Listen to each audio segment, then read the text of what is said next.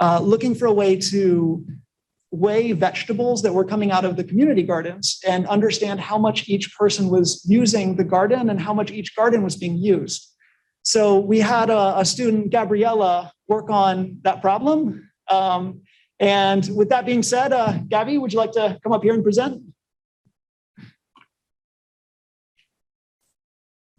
So, let's see, I'll switch over real quick. Okay. So here we go.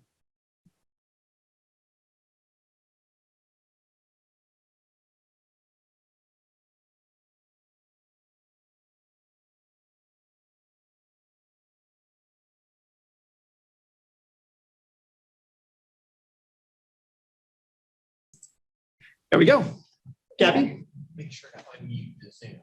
I should be unmuted, right? Now we're.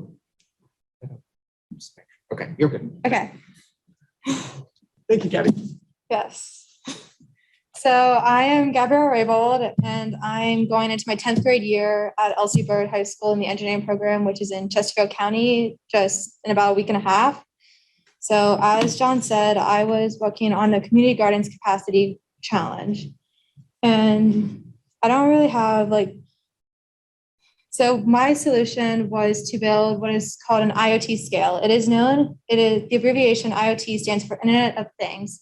Internet of Things means that the scale can connect to the internet and process the data that it weighs and put it into a spreadsheet or pretty much whatever you code it into.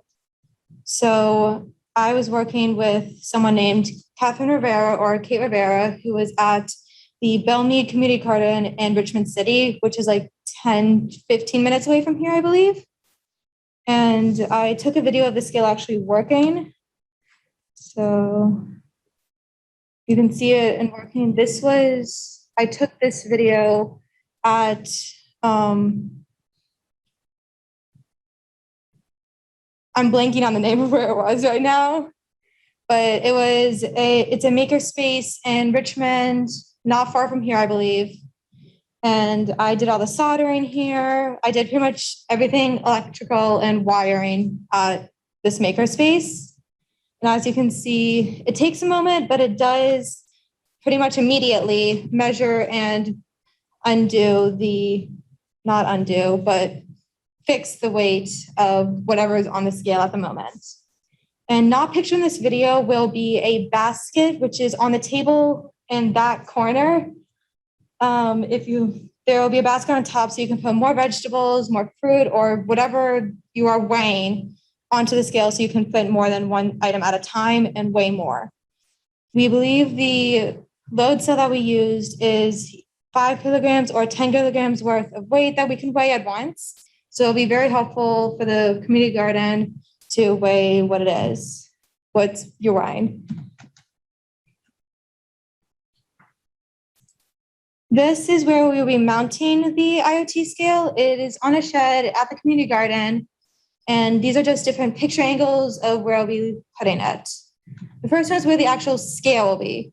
I'm not an artist, so the drawing on the right is not a very good drawing. I apologize for that.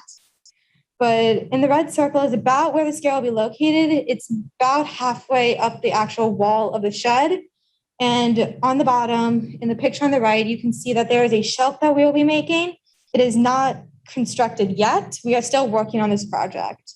On top of that will be a waterproof box with all the electronics in it so they do not get damaged by any rain or storms that may come along. On top of the actual box, we will be putting the IoT scale on, and that will be where the kids and whoever's working there can actually weigh the stuff and put it in there. Then above that, I will be putting another piece of wood above it to serve as another roof. So any rain that does come will just roll off the wood and not damage the electronics or the scale. For this, you obviously need power to actually make it all work. So we'll be putting a solar panel on top of it. We did some calculations, and we just determined that this location will be getting the most sun throughout the day at the community garden. So again, not an artist, So on the right is a very bad drawing of the roof and about where the solar panel will be located. We'll be hooking up the solar panel, well, not hooking up, but attaching it to a piece of sheet metal, which we will be attaching to the roof, and then have a wire running down connecting to the actual scale. So it can all work and be processed. And then we'll be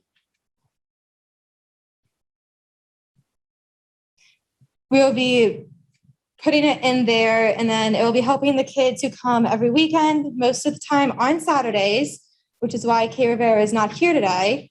She is working with a bunch of kids who come in, take a bunch of the fruits, vegetables, flowers they have, and bringing them home to their families. So this will hopefully help a lot with that. Okay, that's all.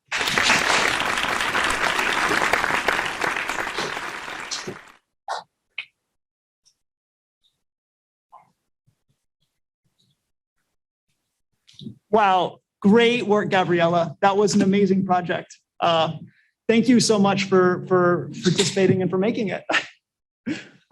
Great presentation as well. So let's see. Next up, we're going to have Alex work, or Alex worked on a project for GRTC. And we actually have someone from GRTC here who will talk to us a little bit about what the project was. I'd like to introduce Carrie Rose Pace from the GRTC. You're the Director of Communications, is that right? Awesome. So I'll give you the mic. Thank you. Good afternoon. Turn on the camera real quick. And there we go. Oh, well, hi, everyone virtually. I'm looking somewhere at them virtually. It's good to be with you all in person or through the Zoom stream. I'm Carrie Rose Pace. I've been with GRTC since 2015. My job has been primarily with external communications, but during the last couple of years, I've really focused a lot on recruitment. That's primarily a human resources task, but marketing is really important as well to spreading the word that we are hiring, that we are a great place to work, offer competitive pay and good benefits, and that you can apply online. We exclusively accept applications online at one place on our website. And the challenge for this group was to help us with our tracking and to generate more traffic to our employment page. We, of course, through marketing, do digital advertisements, and we can track those through our media partners like Facebook, NBC 12, CBS 6. So we can track that on the back end through Google Analytics. But there's also a ton of word of mouth that happens. And we think that we get at least a third of our bus operators and mechanics through word of mouth. And they may see an ad somewhere and not immediately act on it because there's not an easy way for them to immediately get to the website. They would have to go to ridegrtc.com or Google it and find all the steps to get there. So what we challenged our team with is to make it easy and make it trackable. Easy for applicants who want to consider applying for GRTC without having to click through multiple steps. And then also for us to see, well, where are they seeing it? Could we learn from their solution, which I won't give away? Could we learn which placements of our advertisements are most effective? And that will help us better target people who might be good qualified candidates who are interested in working for GRTC. And this is not a unique problem to just GRTC. I think their solution could work across industries because it's simple, it's easy to apply across the board, whether you are a graphic designer or not. And I think that it would work because so many industries are struggling with recruitment and hiring right now for all the reasons that we know from being through the pandemic. And we really look forward to seeing how this works in reality. So thank you for having me. So glad to be here. Melissa, who also worked on this from GRTC, she's in our human resources team. She's actually on vacation this week. So I'm happy to be here on her behalf as well. She's really excited to see the results of what you've done. Thanks. Thank you, Carrie, for making the trip here on a weekend. It's really awesome to have you here, and I know it's great for you and Alex and Connor to get a chance to meet as well. So thank you. They actually haven't met in person until today. This challenge has been hosted mostly online, so a lot of the mentoring and a lot of the discussions with problem owners has been happening through a virtual medium due to the pandemic. So we're really thankful to have everybody here, and thank you again, Carrie. So we'll have Alex and Connor come up and present their project. We're gonna get that presentation up real quick here. So bear with us for just a moment, please.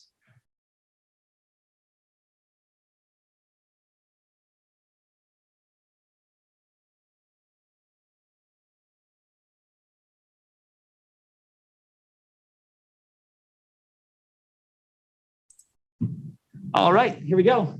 This is Alex and Connor. You two want to take it away? Yep, thank you. Mike's right there, and then right behind the podium for camera. Awesome.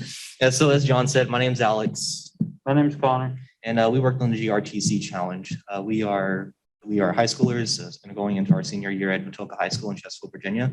We were part of the CIT program at Matoka High, which is the Center for Information Technology. So essentially it's the center for just IT kids and people interested in going into the IT field.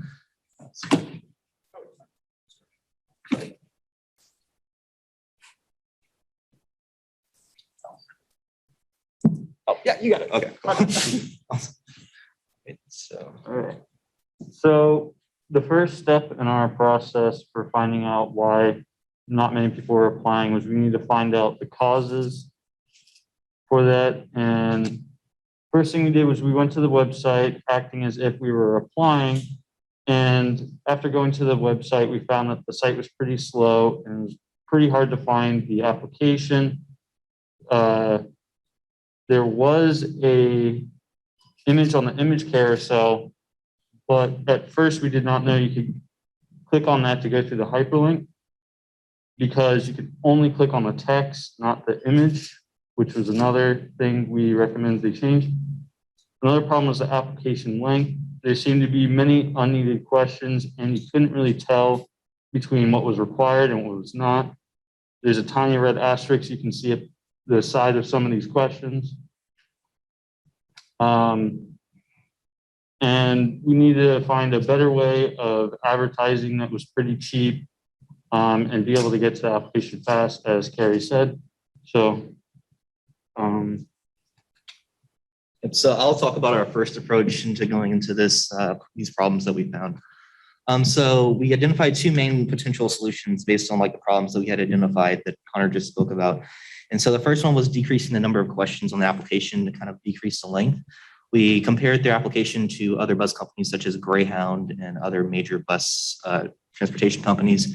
And we looked at their application and we saw that they did have substantially more questions than the other companies. And so one thing that we did recommend to GRTC was trying to see if they could decrease the length of the application just to make sure it's not like a turnoff for people that are going through the application process and trying to find a job.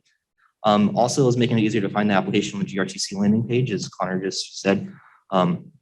With the image, it was very difficult to exactly pinpoint how you're going to get to the application. Our main way of getting to the application was actually finding us just like Googling the GRTC application, then finding it on Indeed somewhere or something like that. And so one major problem that we did see was trying to just be able to have access to the job application. And so we wanted to create a technological approach to kind of solve this issue. So we came up with creating a web app. So essentially, we came up on the idea of creating a web app that would allow GRTC to create QR codes that could be placed inside their buses and around the stations for when people are going to board one of the buses. In this way, potential applicants can just scan the QR codes that they find, and they'll be directly taken to the GRTC application. So essentially, it's going to be a QR manager, or it's like a dashboard where they can manage all the QR codes that they have either on a station, on a bus. And they can, these QR codes are dynamic, meaning that they can change the destination to where these QR codes go. So say they put these QR codes on their buses and then one day they want that QR code to redirect to another website or another marketing campaign that GRTC has. What they can do is they can just change the URL on their backend of where that QR code is going to direct to. And that way they can essentially change the destination without actually having to change the physical QR codes on the buses. So we actually have a video that's going to show like exactly how the QR manager works and like a video demonstration of it.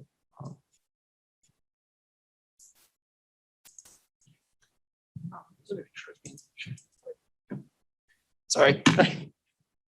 Let's check. Can everybody on the presentation see the video at the moment? Okay, let's make sure we're sharing that. Okay. Oh, perfect. Okay, thank you. Sorry about that. Awesome. No, thank you. And so here's just a short demo exactly how the dashboard works. Here's a demonstration of the QR manager. So here you can see the dashboard. This is where all the QR codes are going to be laid out. If they want to create a QR code, they'll go here to create QR code. And here it will generate a QR code and you can put a bus number. So let's say 84. And then right here you can put a URL for where that QR code is going to link to. So in this case we can say https://google.com in this scenario. Once we create it, if we scan this QR code, it will take us to google.com. In addition, the other QR codes that are already created, you can just click one, whatever one you would like to, and then you can just edit where it will take the user to. Therefore, these QR codes are dynamic, meaning you can always change the destination once the QR code is already put up. In addition, you have this little kind of Earth icon right here, and that also lets you know the amount of people that have clicked a QR code or scanned it per se. Yep, so that's just a demo exactly how the UI works. We are planning on implementing more features for them to exactly name the buses and exactly like what station this QR code is located at and stuff like that. So this is still a kind of an early beta phase, but this is kind of where we're headed with this challenge. Thank you.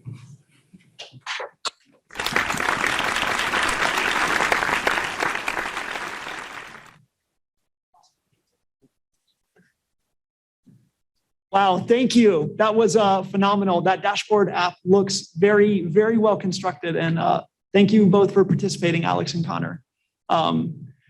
So let's see, I guess moving on, we'll move to cooling innovations. So Lilly, Sri, and Trevor, if you wouldn't mind stepping up here, please.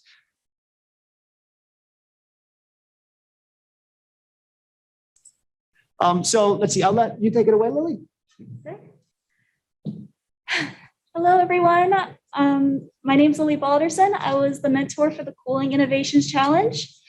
And what our goal was we wanted to develop the schematics for a portable battery-powered magnetocaloric freezer for COVID-19 storage and transportation. So the students who worked so hard on this project are now going to introduce themselves. How y'all doing? I'm Trevor Franklin. I'm a student here at VCU. And I'm Sriharsha Sambangi. I am a high school student.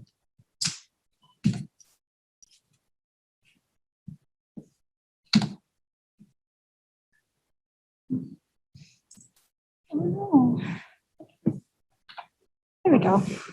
Okay, so what's our problem? Our problem is that current cooling technologies cannot maintain temperatures of about -80 degrees Celsius necessary for COVID-19 vaccine storage without sacrificing power density, durability, and portability. This thus inhibits vaccine availability in regions without constant electricity resources. If you look at the screen, there are two images. On the left, there is one about the worldwide infection rate, and on the right, there is one on vaccination trends. If you see the one on the right, there's some red circles. Those places are places where there are high COVID-19 rate, but there's not that much vaccine transportation there because of the climate, and there is not that much electricity available. There's not constant electricity. So what's our solution to this problem? Our solution is that we will design a magnetic caloric freezer specifically for transportation and storage that can maintain cold temperatures around -80 degrees Celsius for long periods of time while operating from interchangeable rechargeable batteries. So what is magnetic caloric cooling? Magnetic caloric cooling is a system in need of temperature regulation. So we start off with adiabatic magnetization, which causes an applied magnetic field, which then causes isomagnetic enthalpy transfer, which removes the heat by water which then causes adiabatic demagnetization, which decreases the magnetized field. And then isomagnetic entropy transfer occurs, which then causes a constant magnetic field, which then causes thermal equilibrium and causes a cycle to repeat itself. So why did we use magnetic caloric refrigeration instead of vapor compression? So vapor compression is highly inefficient, and it is projected to phase out in the next 30 years. The maximum output efficiency of vapor compression is about 40% in the Carnot cycle, and that's a high signal. It can't go any higher than that. In addition, it produces a lot of refrigerants such as chlorofluorocarbons, and it produces 8% of the greenhouse gas emissions. But magnetic caloric refrigeration's operation efficiency is approximately 70% of the Carnot cycle, and that's at its minimum. It can always go higher than that. It utilizes water as a heat transfer medium, and so there's no harmful refrigerants. It also operates at room temperature, and it's the best candidate for green alternative cooling. So this is our freezer design. Our freezer design uses a lot of materials that are good for insulating, such as aluminum alloy, which is very cheap and it's lightweight. We also use polyurethane plastic, which is also lightweight, durable, and a good insulator. This has been tested and it's used in many coolers. We're using a phase change coating, which is good at absorbing the heat from the system as well as outside. It stores it and it will release it. We're using dual layer polyurethane and rubber foam insulation.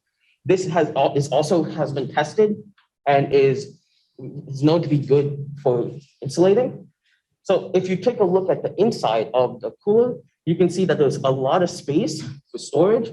And you can also use dry ice packs for another form of cooling. This is, again, not necessary, but it's a good option to use as well. And there's a space for the battery on the bottom right. And as you can see, it looks similar to a suitcase because it's portable and you can move it around as it has wheels. So the material that we're using is the lampion-based metochlorate compound. The reason why we chose this material is because it has a really high thermal entropy based on the adiabatic temperatures at 2 Tesla. So this is a micro powder, and it can be 3D printed into very complex structures, which is actually a technology that was developed right here at VCU. And what this is going to be used for is going to be installed in these alternating magnetic fields that are in between reciprocating pistons, and then there's going to be water in the middle that acts as a medium for heat transfer. So the power source is going to run off 4 individual LiPo batteries that are going to be wired in parallel. Pretty much what this means is that it's going to have constant, all the LiPo batteries are going to have the same voltage, but it's going to increase its capacity. So through equations, we found that it's going to give you almost 9 hours of battery life, which is 3 hours more than what a standard car battery would give you. And the reason we chose LiPo batteries over other batteries is because LiPo batteries have a really good weight to power ratio. So what this means is that we'll get a really good bang for our buck, but it'll stay light and portable, which is what we want. So for the development, we want to employ 3D printing for prototyping, and we also want to design a computer and sensor interface. And what that will do is that's going to monitor the temperatures, the barrier levels, and the caloric efficiencies. We also want to evaluate the performance of our different phase change materials and investigate in further battery optimizations. I just want to give a special thank you to IEEE VC Department of Mechanical and Nuclear Engineering, Dr. Robbie, and Dr. Barua. If you guys have any extra questions, you can see us at our board in the back right corner. I just wanted to point out, if there's any undergraduate students here and you're interested in this work, please come talk to us in the back, because you can join the magnetocalorics VIP team here at VCU, where you can contribute to the further development of this project. Thank you.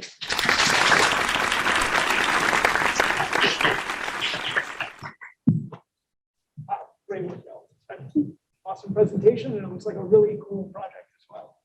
So yeah, thank you for participating, and thank you for working on it. That's really cool.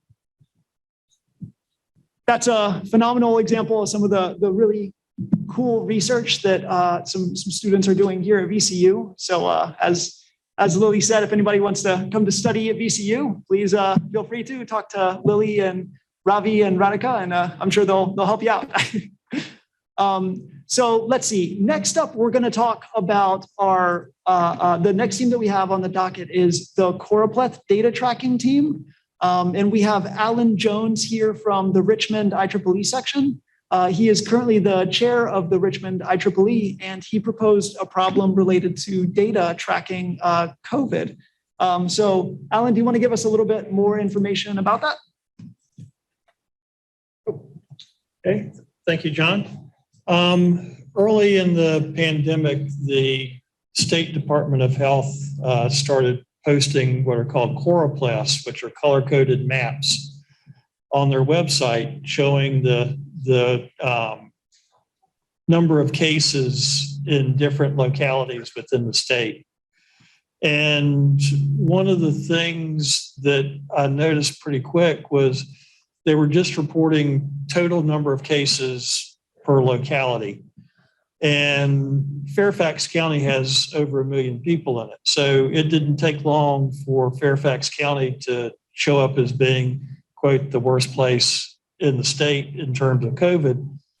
But percentage-wise, as a percentage of the population, it actually wasn't nearly that bad, but that wasn't the news that they were telling everybody. It was, we've got this big problem in Fairfax and everywhere else is great. And so that concerned me a little bit. And then also their choice of color scales and that type of thing very quickly made it so that since they're reporting total numbers since the very beginning, everything started looking the same after a while. They hit the or above number and the whole state starts looking the same, and you can't tell anything as to where the bad spots are. And also by always reporting since the very beginning, number of cases since the very beginning, you couldn't really tell where the current hot spots were. And so I gave this team the challenge of redoing that representation and coming up with something that was more helpful in terms of identifying hot spots before they got really, really bad.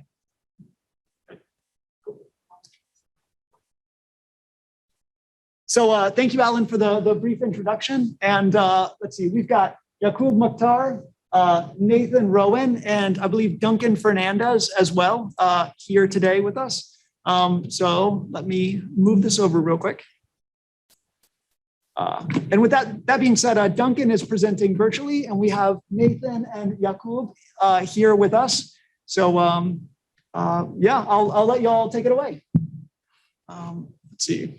Nope, one moment. Let me make sure we have the right interface.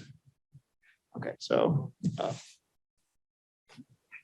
right, so I'm Nathan Rowan, and we've been working on the Choropleth data tracking. And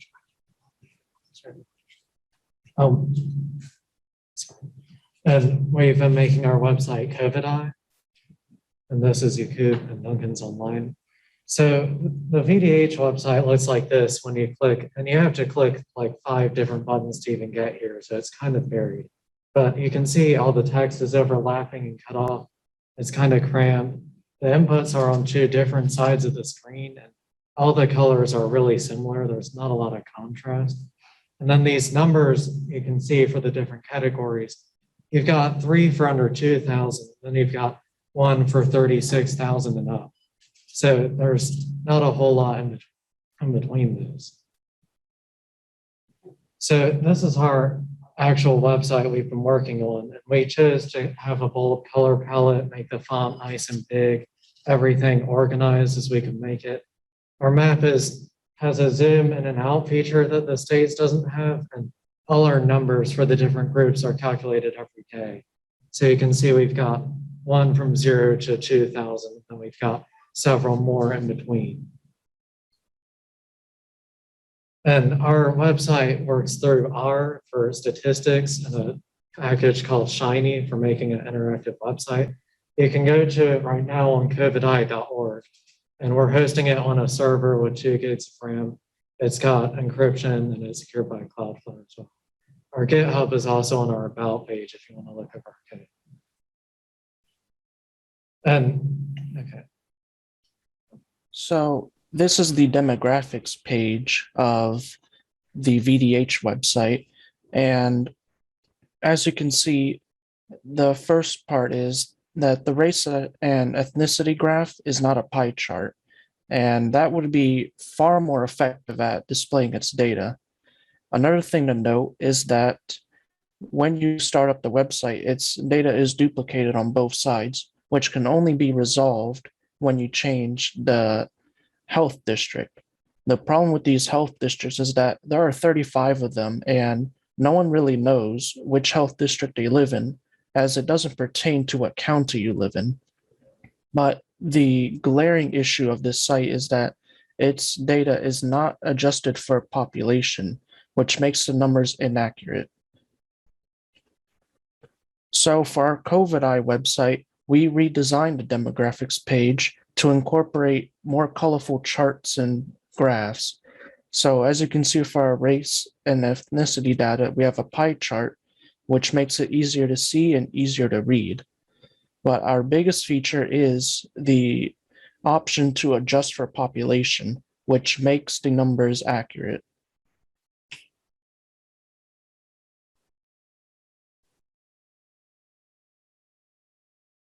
More features that the website includes, you get to see the counties with the highest rates based on color, and the metrics are very customizable. For example, it doesn't show just cases. You can also look at the hospitalizations as well as the deaths.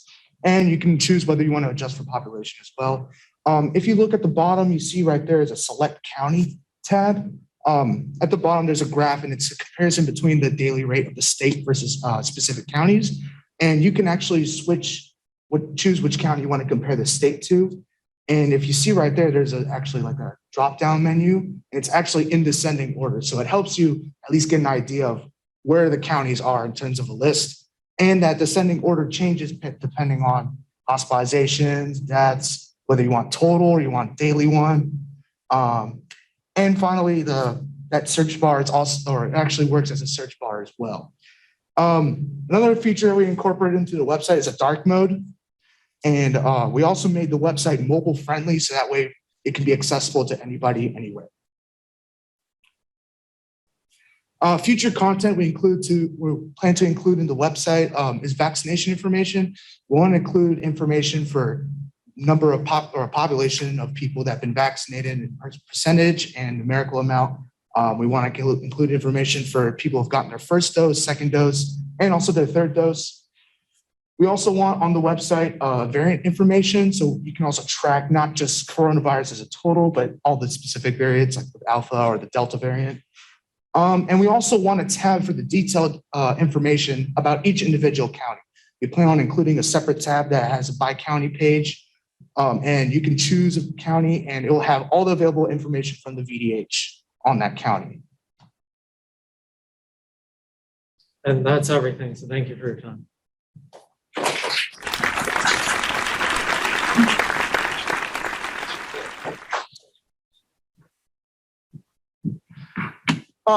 Wow, thank you, Alex, Duncan, Yaqub. That was a phenomenal presentation. I'm really looking forward to using your website later to see those coronavirus numbers go down. So thank you for your work, Alan. Thank you for mentoring the problem, and awesome, great work. Let's see, next up we have Katrina, who was working on an eye-to-eye problem. There's some difficulty with Zoom, and we've actually got Indranil Sarkar here, who's going to discuss the problem in a bit more detail. So let's see. Without further ado, let's take a look at that. So Indranil, would you care to take over real quick? Yeah. Thank you. Good afternoon. So if you've been around in the last couple of years, chances are you've heard of Zoom and other video communication tools which has become like a part of our life essentially in the last couple of years. So one of the issues that we face when we are doing a video communication, a video call or a Zoom call, particularly in a professional setting, is that the camera axis is not aligned to the axis along which you're viewing. So you're seeing someone on your screen, and your camera is a little displaced from that axis. So what happens as a result of it is that, as you may have noticed that the eye-to-eye contact is lost typically when you're having a Zoom communication. You're either looking at the camera in order to do the eye-to-eye contact, or you're looking at the screen when the other side perceives you as looking at a different direction. So this problem that Katrina addressed is how to solve that problem. How do you have a Zoom video communication or a Zoom communication in a more natural way where there is eye-to-eye contact between the two sides? And she'll be talking about that.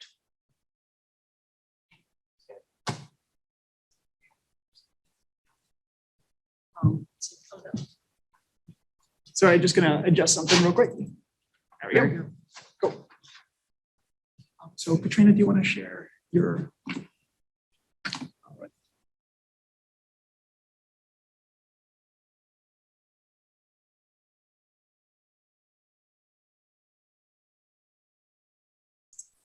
One moment, we're gonna set up the share. Katrina's actually got a presentation on her computer, so we will share that in just one moment here. Bear with us, please.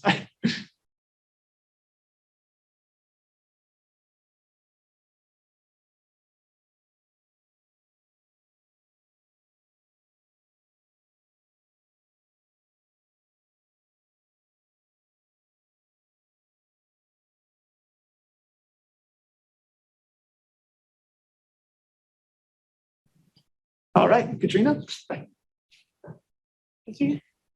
Okay, good afternoon. My name is Katrina Ashman, and I'm a rising 11th grader from RVA Regional High School. COVID-19 has left a large impact on our daily lives. Since the beginning of 2020, millions of people have moved to online conferencing. Still, there's something different about meeting people face-to-face that you don't get over video calls. This leads into the problem introduced by Indranil Sarkar. Over the past few months, I've worked with various engineers from IEEE who helped research, design, and begin to create an algorithm to correct eye contact over video calls.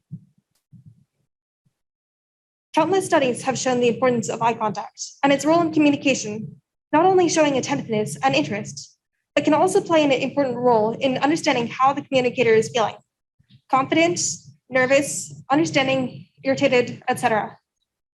Unfortunately, nowadays, in a world of virtual conferencing, this can prove to be rather difficult at times.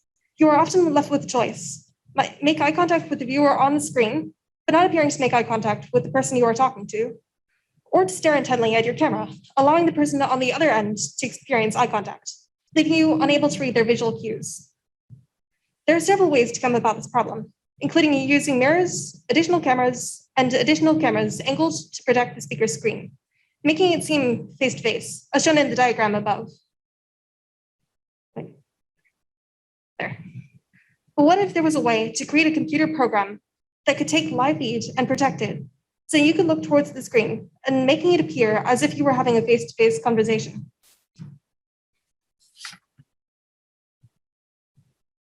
This program would take live feed from the device's camera and use an eye tracker to locate the position of the speaker's eyes. From there, it would use warping filters or effects to manipulate the live feed into the location of the eyes, making it seem as if the speaker were staring at the person on the other end, creating a Mona Lisa effect. If the speaker were to rotate their head approximately 70 degrees, the filter would automatically turn off and resume once the speaker turns their head back towards the screen. As of right now, the program can locate and track the speaker's eyes through live feed. In a separate routine, it can warp a select area of the video feed, giving what is known as the fisheye effect, which makes it look as if it could be used to control the pupils.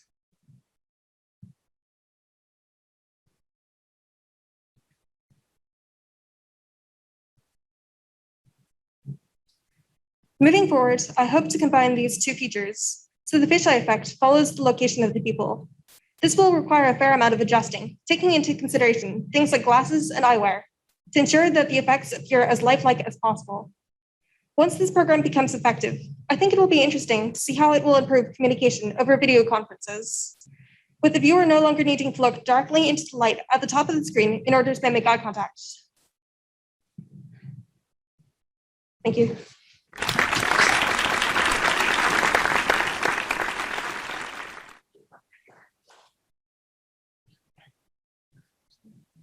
So I also have a bit of the program here. Oh, you want to share that?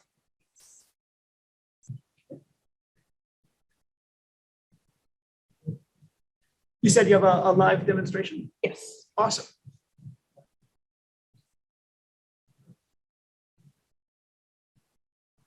Is that?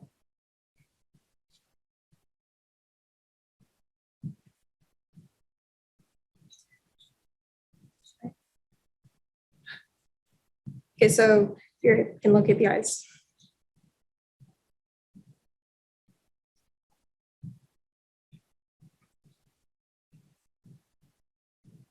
Thank you.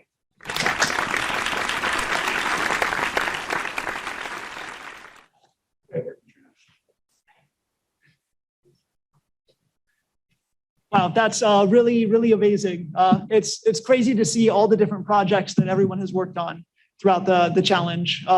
You can see we've got a wide variety of problems, everything from software to electrical to creative problem solving. There's all sorts of things that we've seen students accomplish over the past 5 months and 4 or 5 months. And it's been really amazing. So I want to say thank you again to all of the students who participated, all of the challengers who participated, all of the mentors and problem owners, our guests of honor today, and our volunteers. Thank you all. Oh, and of course the parents. So with that being said, I'm going to ask Radhika to come up here and talk a little bit about VCU. Thank you, VCU, for allowing us to have the event here and for the parking. And Radhika will take it away. All right. Well, good afternoon, everyone, and welcome to VCU. I hope you enjoyed the event. The participants were absolutely wonderful. I mean, some of the work done by the high school students was incredible. So with that, I just have 2 things for you today. So on behalf of VCU, I'm going to try and, okay, there we go. So I see a lot of high school students here, and on behalf of VCU, I want to mention that VCU is committed to reaching out to high school programs, and we do a lot of outreach activities, and we want students from the high schools to come and interact with the professors and get a head start on research. So we do have a program called as the Dean's Early Research Initiative. It's the DERI program. The applications information is available online, and applications are typically due at the end of the year. So the way it works is that mentors come up with proposals, and the students apply to the mentors individually. And when they submit their proposals, they mention that they want to work with so-and-so mentor, and that's how it works. And students are encouraged to reach out to potential mentors before they apply. It just increases the chances. So for the high school students here, you are definitely encouraged to apply to the DERI program. We also have a Dean's Undergraduate Research Initiative. I see there are some VCU undergraduate students who are here too today. And if you are interested in working with a certain professor, reach out to the professor and tell them that you want to work in their labs as a DURI fellow. They will guide you through the process. There are also other research opportunities for undergraduate students. For instance, the Cooling Innovation Project was at least one team member is from the VIP team. So VIP stands for Vertically Integrated Project. So it's a credit-bearing research initiative. And so if you're more interested in participating in teams such as these, come and talk to us. We will guide you. If you're interested in our team, we will guide you and tell you how to apply. If you're interested in working with other professors in their VIP projects, we will show you where the website is, or you can go and look it up yourself. But there is no better way to get a college experience without doing research. So everyone is encouraged to reach out to the professors and work in the labs, get some hands-on experience before you graduate. All right. So with that, John, do you have anything else to add to the table? Let's see. No, thank you everybody for coming. So this is going to conclude the presentation part of the event.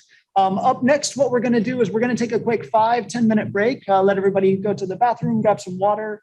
And then after that, we're going to have a breakout room where each of the teams is going to have their own room. So if you'd like, you're welcome to visit via Zoom and ask questions to the teams. We'll be mirroring the same style of event in here. So we'll have people wandering around and maybe you can meet and meet somebody new. So with that being said, we'll again take a 5-10 minute break and then we'll meet back with breakout rooms. So thank you, everybody. And thank you again to mentors, challengers, participants, problem owners, and parents and volunteers. Looking forward to seeing you soon. Bye.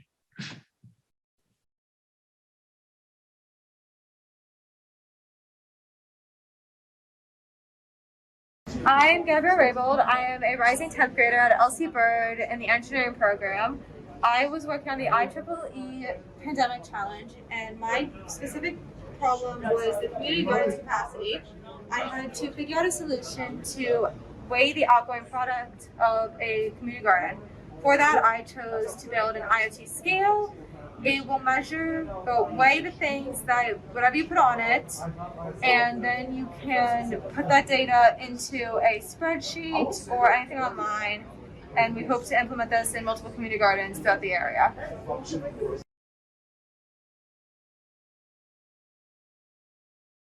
Hello, my name's Alex. My name is Connor. We go to Matoka High School in Chesterfield, Virginia, part of the CIT program.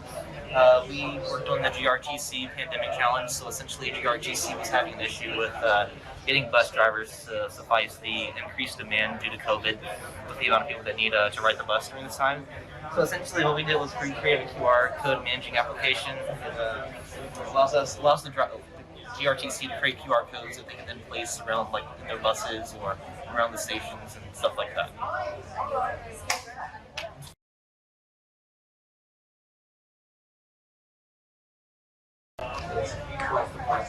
Hello, my name is Lilly Balderson and I am the mentor for the Cooling Innovation Challenge, and I am an aerospace engineering PhD student at the University of Virginia.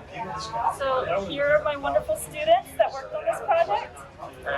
My name is Trevor Franklin. I am a student here at VCU. I study mechanical engineering and physics. I am Sriharsha Sambangi. I am a high school student at Donegan. I am a rising sophomore.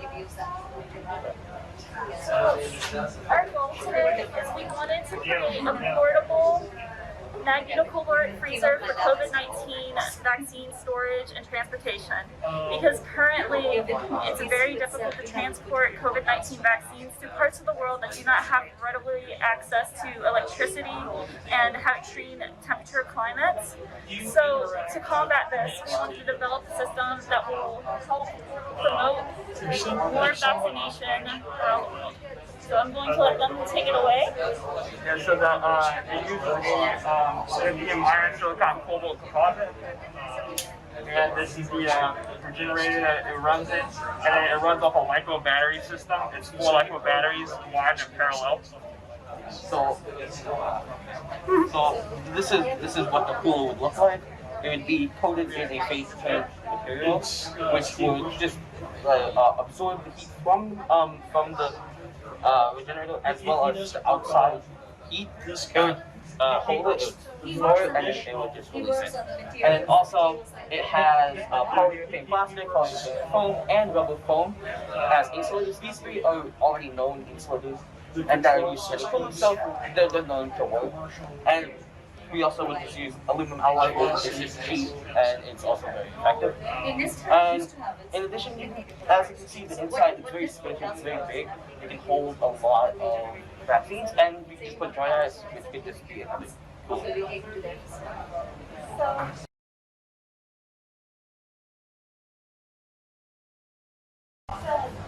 Hi, I'm Nathan. I'm a sophomore at VCU. I'm Yaqub, and I'm also a sophomore at VCU. We're both students in the engineering program, and we made this website. So we made our website Covideye for the Choropleth data tracking. It's basically like the state's like coronavirus numbers, but we made it in a much more like user-friendly and accessible way. And it has a dark mode. It works on the phone. It has really bold colors and really big text that'll be easy to read.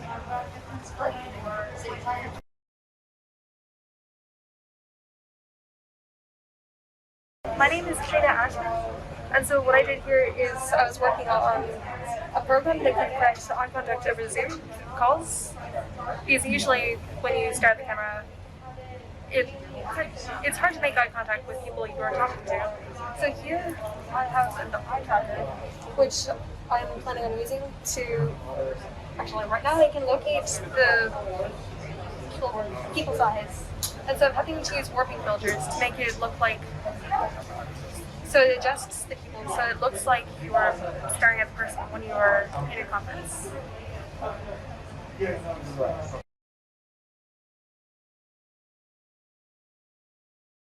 We wanted to give a final thank you to all the participants who participated in the challenge over the past 4 months, and everybody who came today. It really helped make it a great event, and it helped make it special. So thank you all for coming today. We have a few certificates to give out, so make sure you don't leave without getting one if you participated in the challenge. Also, special thank you to VCU for allowing us to host it here and providing us with awesome amenities.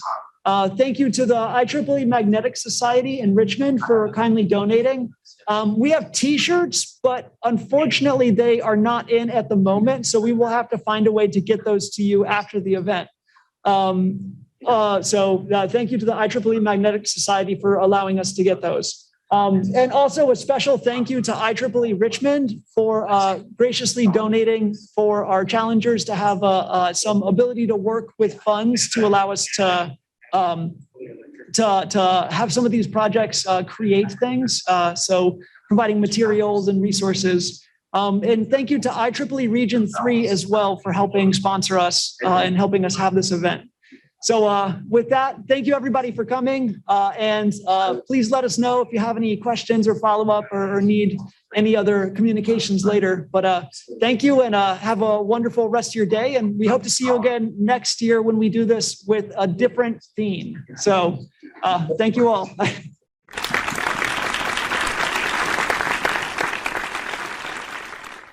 One more thing, shout out to Alan Jones and Radhika Barua, as well as James Imanian. So they were absolutely essential to having this. The four of us sort of met about once a week to try to plan everything and make sure that we were able to get all the resources we need together. And y'all did so much to help make this happen. And it was, so thank you, both of you that are here. And thank you to John. I think he's done an excellent job. He did a lot of the heavy lifting of organizing all this stuff. So, Thank you.